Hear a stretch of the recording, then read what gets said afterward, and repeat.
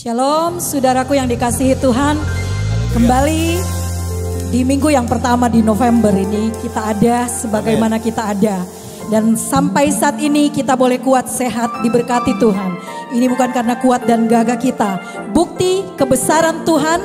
Dan kita boleh ada sampai hari ini karena Tuhan begitu besar dan luar biasa. Amin. Karena anugerah Tuhan yang besar bagi setiap kita. Dan mari saat ini jemaat Tuhan yang dikasihi Tuhan dimanapun berada, mari angkat hatimu di hadirat Tuhan. Bawa persembahan syukurmu sebagai ungkapan hati yang kerinduan kita kepada Tuhan. Bahwa kita mengasihi Tuhan dan Dia Tuhan di atas segala-galanya. Mari buka hatimu saat ini, mari puji Dia, sorakan kemenangan bagi Dia. Sebab Dialah segala-galanya bagi kita. Langit dan bumi, pujilah Tuhan. Amin. Sebab Dia yang menciptakan segalanya. Hey!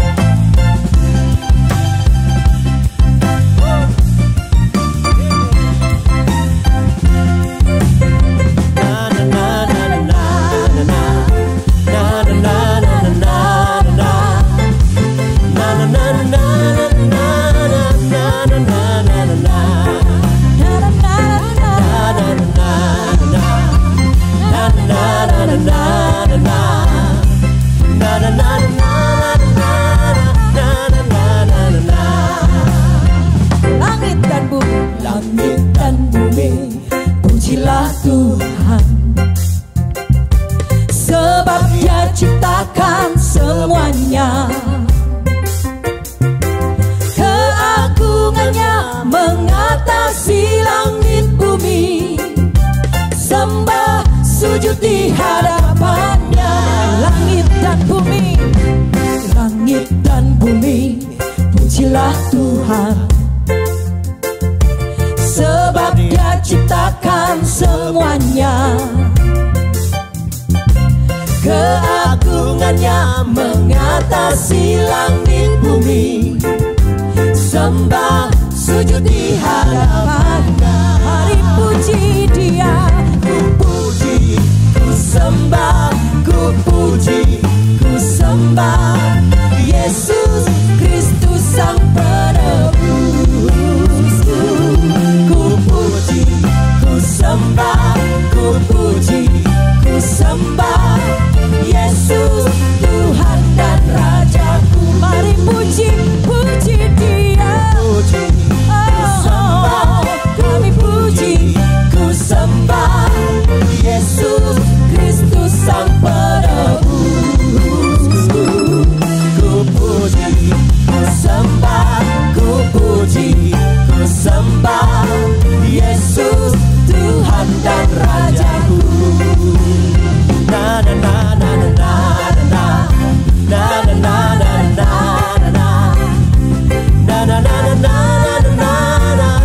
na na na na.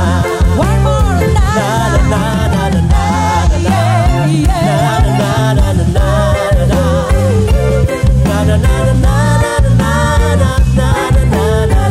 Sekali lagi, langit dan bumi, langit dan bumi, pujilah Tuhan.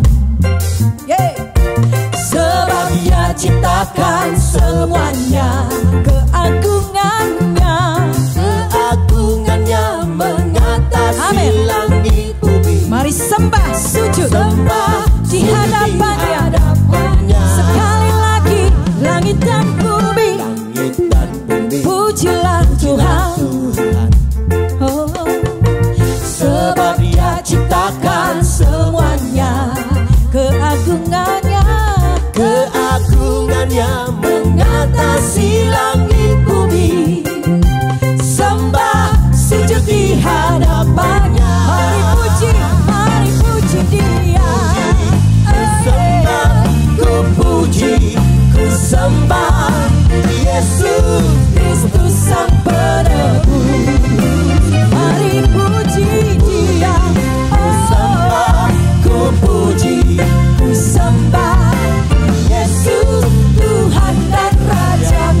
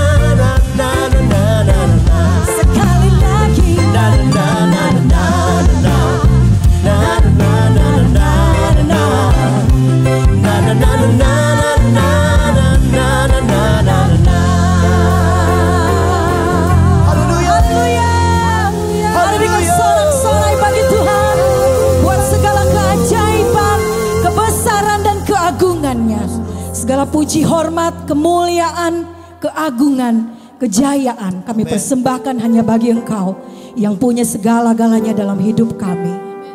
Terima kasih Tuhan. Terima kasih untuk segala kebaikan-Mu. Terima kasih untuk kasih-Mu Tuhan. Anugerah-Mu yang Kau curahkan hari demi hari dalam hidup kami. Tak sedetik pun Engkau meninggalkan kami Tuhan. Engkau Bapa kami yang setia. Engkau Bapa yang mulia. Amin Yesus. Bapa, Kau setia. Bapa, Kau mulia. Tenanglah jiwaku, aman bersamamu.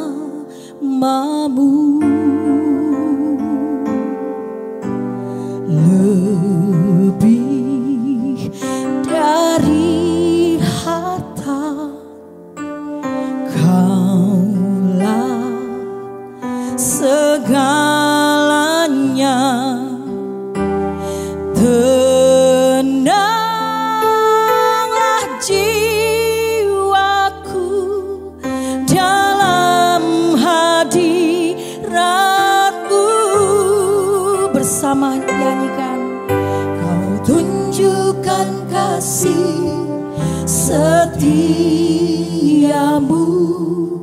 Kau menyediakan yang ku perlu. Kau setia, Kau mulia, dulu, sekarang, dan selamanya. Kau tunjukkan kasih setiamu. Kau menyediakan yang ku perlu. Kau setia, Kau mulia, Bapa, Kau setia. Kami mau menyatakan Tuhan, bahwa Engkau Bapa kami yang setia.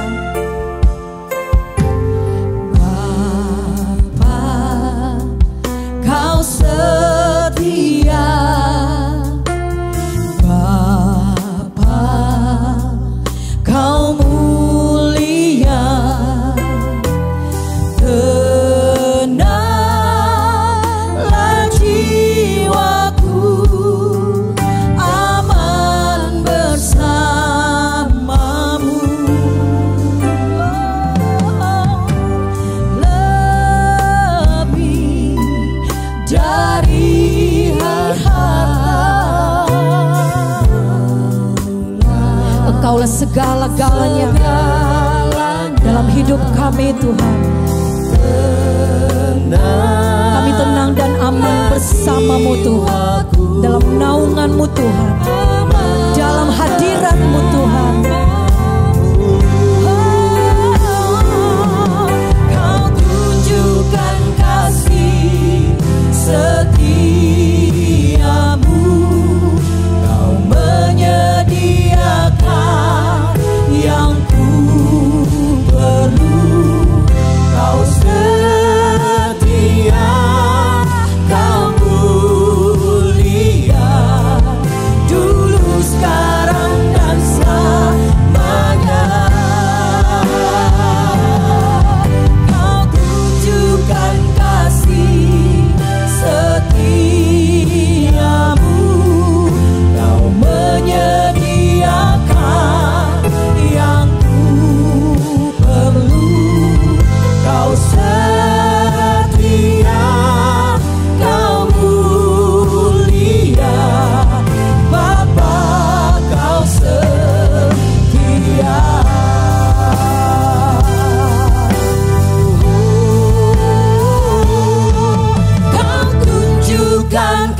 kasih setiamu,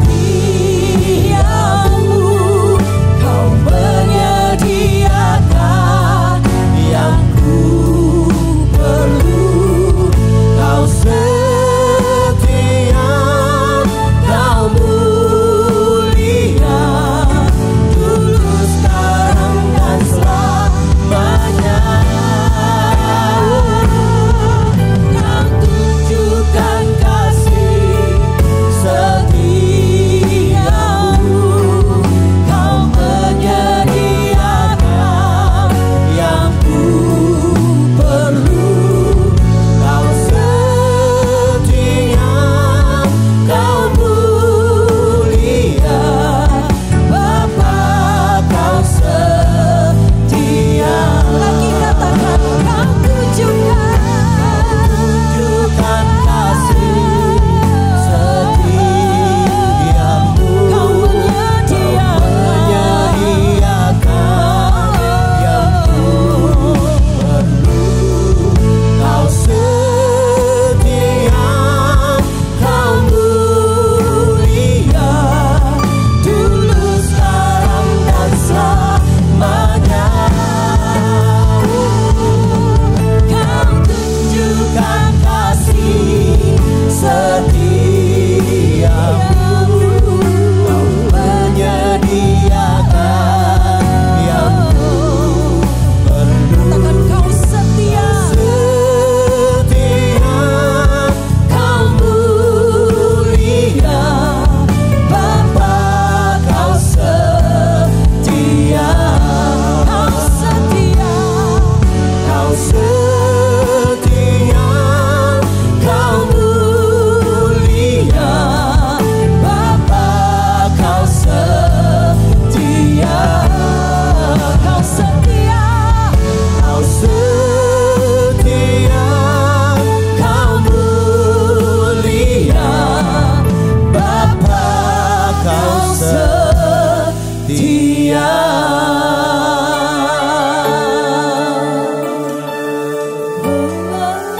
Kau Bapa yang setia, Bapa yang setia, Bapa yang mulia. Kau setia, kau setia, kau menyediakan semua yang ku perlu. Tunjukkan kasih setiamu, Tuhan, yang tak pernah berhenti. Kasih-Mu, Bapa, kasih-Mu, Tuhan, yang tak pernah berubah, dulu, sekarang, dan selamanya.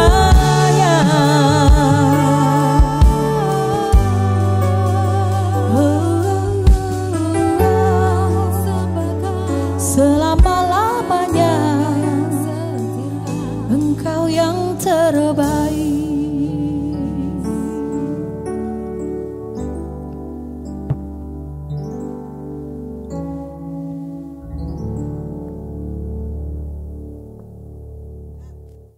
Shalom, jemaat yang dikasihi oleh Tuhan dan pemirsa semua, dimanapun saudara berada saat ini.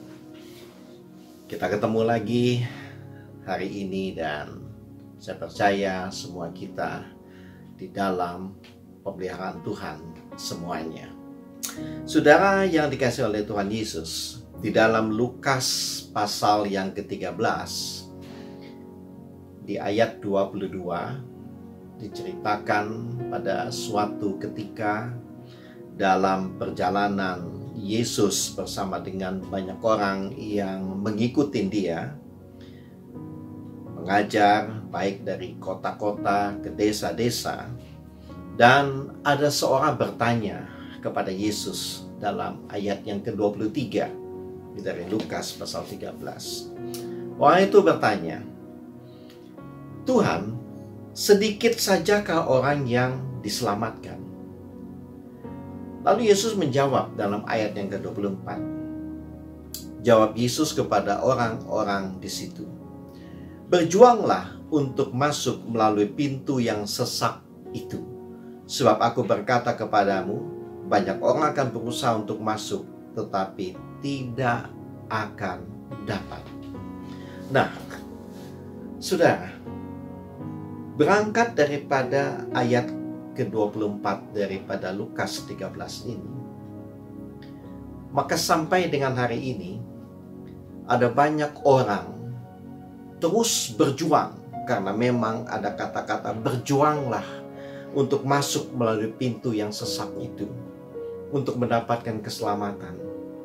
Orang berjuang, berusaha dengan sekuat tenaga, dengan segala upayanya, melewati pintu yang sesak itu, saudara. Tetapi saudara, ayat ini diakhirin dengan perkataan Tuhan Yesus, "Sebab aku berkata kepadamu, banyak orang akan berusaha untuk masuk."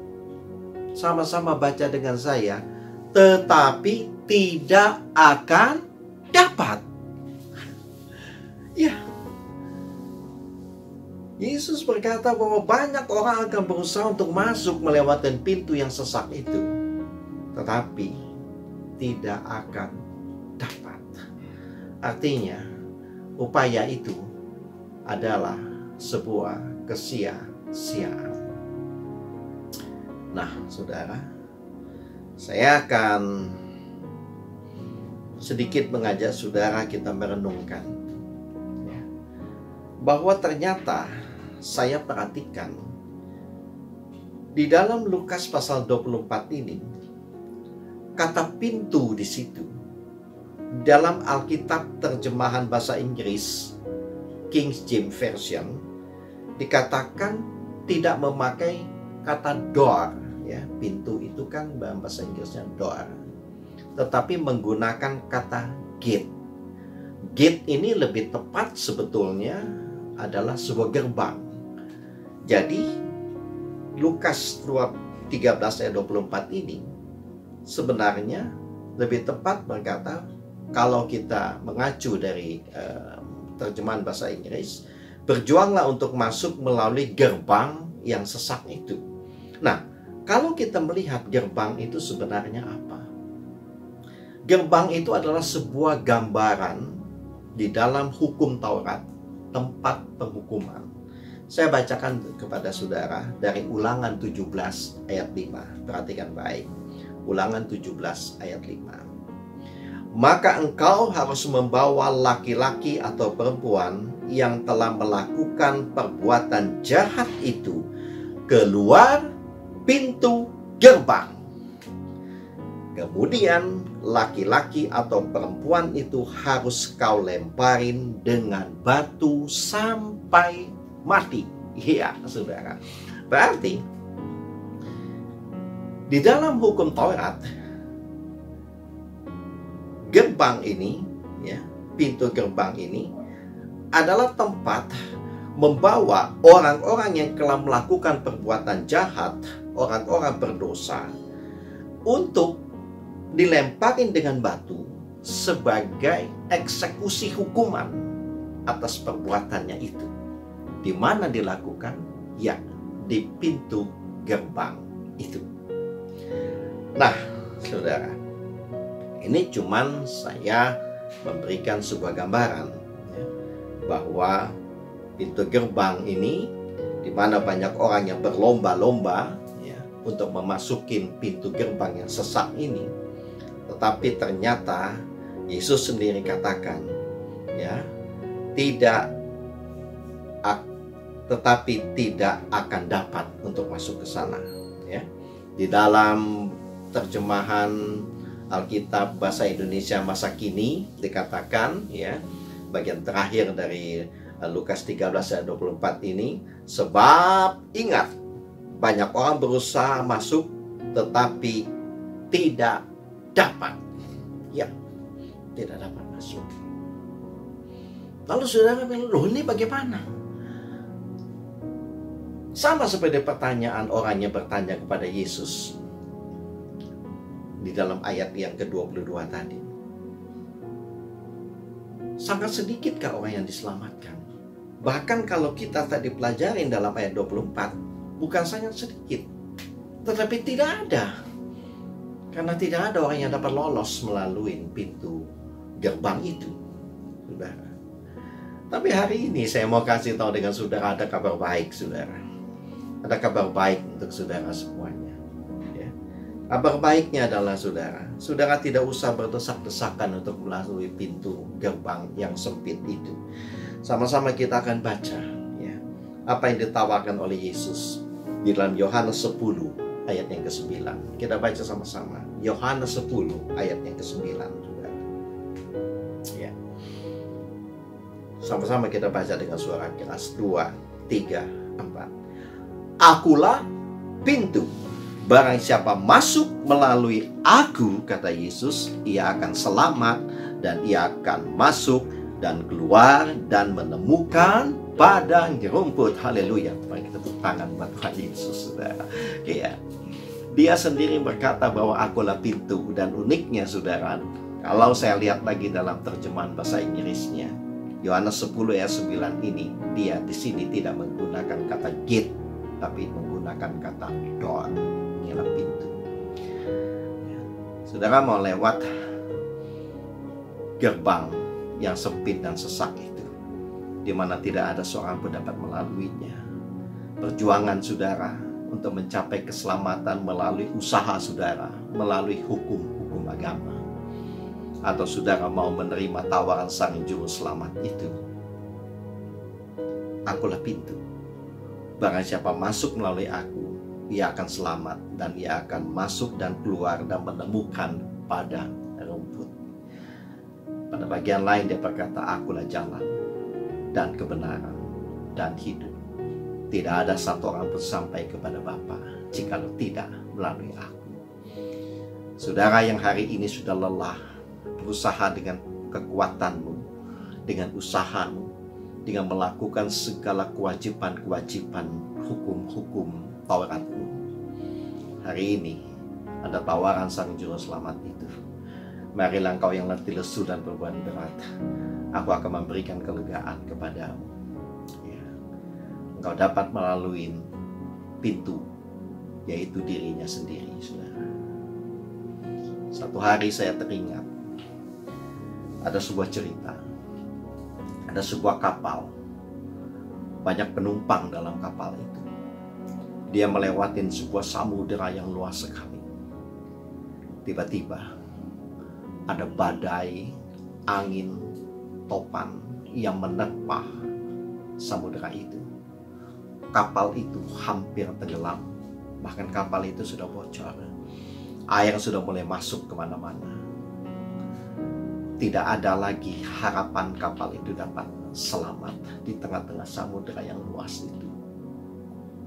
Kemudian saudara, kapten kapal itu berkata kepada penumpang, saudara-saudara penumpang yang saya hormati, sebentar lagi mungkin kapal kita akan tenggelam. Saya memberitahukan kepada saudara bahwa di bawah tempat duduk saudara, di situ ada baju pelampung. Saya akan memberitahukan bagaimana saudara akan menggunakan baju pelampung itu. Sementara angin, topan, badai terus melanda kapal itu dan semua penumpang ketakutan. Tapi kapten kapal terus berbicara, lepaskanlah baju penampung yang ada di bawah tempat duduk saudara. Keluarkanlah baju penampung itu, kenakanlah baju penampung itu. Kemudian tiuplah pelampung itu. Setelah dia mengembang, kemudian ikatkan itu pada pinggang saudara. Saudara yang membawa anak kecil, selamatkanlah diri saudara menggunakan baju pelampung itu. Baru kenakanlah kepada anak saudara yang masih kecil. Kemudian saudara melompatlah ke tengah-tengah laut itu. Mudah-mudahan nanti saudara akan ditemukan oleh regu penyelamat. Saya mau tanya dengan saudara, ketika saudara dalam suasana kepanikan seperti itu, Dapatkah saudara mendengar baik-baik instruksi daripada sang kapten? Saya pikir semua orang sudah ketakutan. Dan itu pun belum tentu saudara selamat ketika saudara sudah mengenakan baju pelampung dan saudara melompat ke laut itu. Tetapi saudara, Yesus bukan seperti kapten itu. Dia bukan daripada penumpang di kapal itu. Dia tidak berasal dari kapal itu, tapi dia datang dari atas seperti helikopter tim penyelamat yang turun ke sana. Lalu dia mengulurkan tangannya kepada saudara, mari, aku akan menyelamatkan engkau. Saudara mau ikut yang mana? Saudara mau ikutin aturan sang kapten itu, atau saudara mau terima uluran sang juru selamat itu? Yesus berkata, akulah pintu itu. Yang paling akhir saudara, saya akan mengajak saudara membaca Efesus 2 ayat 8 dan 9. Efesus 2 ayat 8 dan 9. Kita baca sama-sama dengan suara keras. Sebab karena kasih karunia kamu diselamatkan oleh iman. Itu bukan hasil usahamu, tetapi pemberian Allah. Ayat 9. Itu bukan hasil pekerjaanmu. Jangan ada orang yang memegahkan diri. Tuhan memberkati kita semuanya. Shalom.